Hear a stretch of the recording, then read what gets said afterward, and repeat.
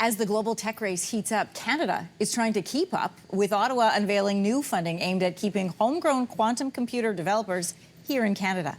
So we spoke with Minister Evan Solomon yesterday on Your Morning about the Liberals committing to $92 million across 4 companies. And one of those is Xanadu Quantum Technologies, that's based in Toronto. As part of our ongoing series that takes a deep look at how Canadian industries can rely less on the United States, our producer Michael Hiscock took a look at quantum sector and learned just how high the stakes are if we let ourselves fall behind.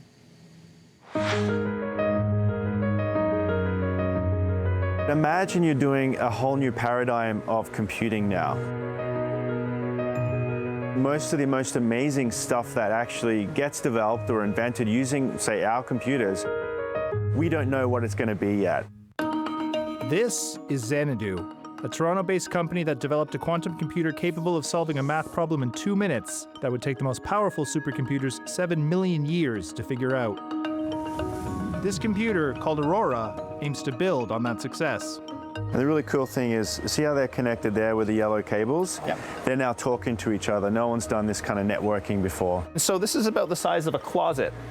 And once upon a time, this is how big computers were. The conventional ones we use today were about this size. Yes. At least this decade, they won't be the size of our phone. But the end vision for all of us in the industry is to really scale up. The big industries that will be affected will be pharmaceuticals, so drug discovery, material design, quantum chemistry, so like next generation batteries, which is one of Xanadu's key areas we work on.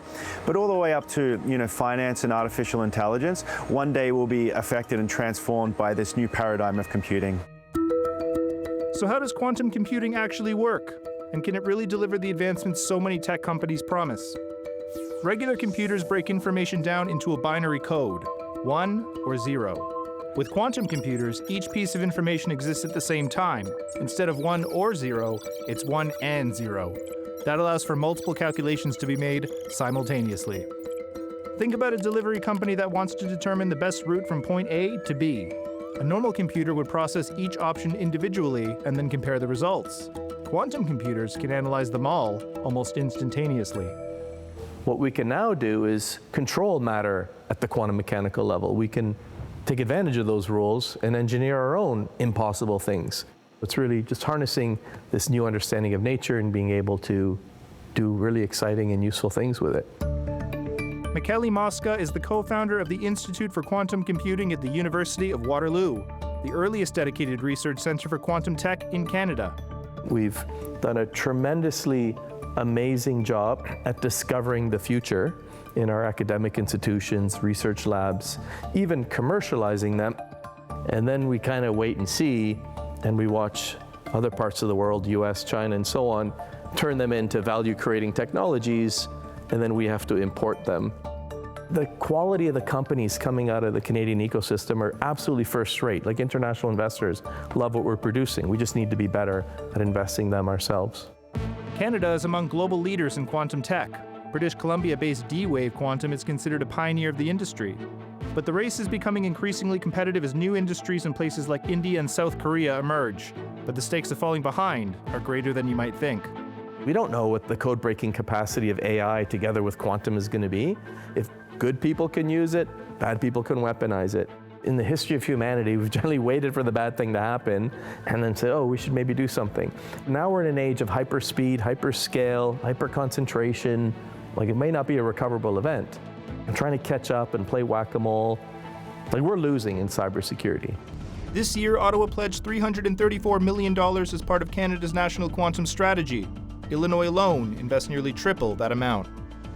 When you understand how much is needed to really build out the technology, we're very grateful for support from the Canadian government, but we need more. You'd hear stories about how Canada really grew the talent, but then lost the talent to commercialize.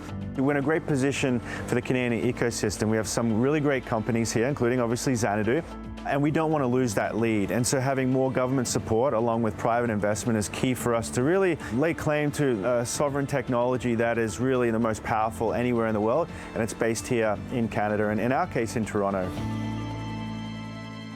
And producer Michael Hiscock is in studio with us now. Mike, first of all, I've really enjoyed this deep dives that you've done into the different industries as we are all learning more about our own industries in Canada as we look for other markets. That piece tells us a lot about the stakes in the global quantum race. And I loved what Kelly Moscow from UWaterloo said. We are losing in the race of cybersecurity. What does the development of quantum mean for the average person? We understand automotive and farming, but we don't necessarily understand quantum and what it does for us. So in many ways, it's already here, and it's something you're already feeling. So Samsung, for example, is putting quantum technology in some of its newer TVs to make the colors more vibrant. China's experimenting with it to make its public transit fleet more efficient, so picking up more people with fewer buses while avoiding all the traffic kind of thing. In Canada, we're developing quantum-enhanced batteries that can last longer, recharge faster, withstand cold. We're also developing quantum-enhanced radar to detect stealth bombers, for example. The kind of holy grail that we're all chasing for the future is what they call a fault-tolerant quantum computer, which is a quantum computer that can be rolled out to the masses. And so this isn't the kind of thing you'll walk into Walmart and buy for your bedroom. It's designed for very high-level computing and questions. But you'll feel it once that transition happens through the pace of technological advancement. Suddenly, the healthcare system will be churning out treatments and cures for things it couldn't treat or cure before. We'll have better weather forecasting, better tools to fight climate change. It could potentially go all the way up to helping us put a human colony on Mars someday. And is it people-driven or is it computer-driven? I'm trying to make like an AI comparison for people. Is it more people jobs or more computer jobs? I would say more computer jobs probably in the longer term, but in the shorter term, we need people to get it off the ground and running. Okay, well, that's what I want to ask you about. What did the industry members tell you about what we need to do to stay at the front? And you're aware that we had Minister Evan Solomon on. You know, he tried to spin this money as Canada is at the forefront, and we may be at the forefront, but as your piece points out, our Canadian leaders are working for other countries and other companies. Yeah, so we did a really good job of getting in on the ground floor when it came to the quantum race. So if you look at the University of Waterloo, for example, their Institute for Quantum Computing was founded in 2002. So that's when most of us were still using Windows XP and dial-up internet. Yeah. Right, but a lot's happened since then. And as the competition for quantum is intensified, we've seen Canada's place start to slip a little bit. So we're starting to see a slow migration of our companies south of the border. So D-Wave, which I mentioned in that piece, they relocated their executive office to the United States in 2023. Xanadu merged with a US acquisition firm about a month ago. So both of these are still Canadian companies, but they're essentially now joined at the hip with the United States. I see. So we did have Digital Innovation Minister Evan Solomon on the show yesterday, and he talked a lot about that contest, the competition that they've invited quantum tech companies in for, where they receive funding with the goal of developing a quantum computer. That competition doesn't do anything to make itself better than a similar competition the US has already had in place since last year. And so there's a sense in the quantum industry that we're just kind of reaching for the middle and we're not being ambitious enough. We should remember that in the backdrop of all this, quantum technology is something that we don't yet fully understand and we don't fully realize what it's capable of yet. So if you take a historical example, when the Chinese invented gunpowder in the 9th century, it was supposed to be a form of medicine. It was supposed to be an ingredient, the elixir of immortality. The idea to weaponize it came along about 50 to 100 years later, and they started putting it in guns and making fire arrows. So something that was designed to extend lifespans essentially became something that was used to shorten them. Right. And so it just goes to show that with time and exposure, the intended purpose of a technology that we put out into the world can change pretty dramatically. And quantum and AI both have the capability to do immense good, but also immense evil in the world. Okay. And we should fully expect and anticipate that they will be used for both at some point or another.